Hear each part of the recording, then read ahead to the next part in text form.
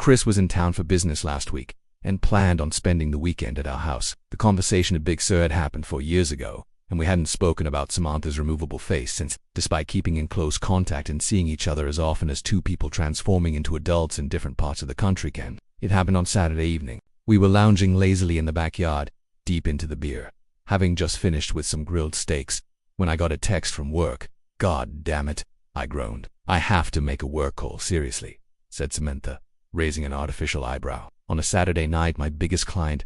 Baby, it is what it is, I guess," said my wife. "I'm going to head inside and get cleaned up." "Chris, are you okay just hanging out for a bit?" Chris smiled. "I'll be fine. Got my beer, got some weeds to pull in your garden. God knows your laziest husband isn't going to do it. Those tomatoes are choking to death. It's a tragedy." I rolled my eyes and went into the side yard to make my call. 15 minutes into it, I heard the screams coming from inside. Both my best friend and my wife were wailing in terror. I dropped the phone and ran into the house and down the hall to our bedroom. Through the open door, I could see that the door to the master bathroom was also standing open.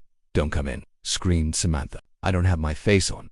Call an ambulance." He looked. "Oh God." He looked. She sounded desperate and truly horrified. That made me desperate and horrified, and I wanted to rush into the bathroom, but I knew suddenly that that would be a mistake. I knew suddenly that Samantha didn't want me to look at her real face, not out of a sense of vanity, but for my own safety. Chris staggered backwards, out of the bathroom. He was holding a straightened-out paperclip, which he had used to pick the privacy lock. Now he was stabbing it again and again into his eyes, shouting gibberish. He was clearly in the depths of madness, and it turned my stomach to see him mutilate himself. "Call a fucking ambulance," my wife screamed.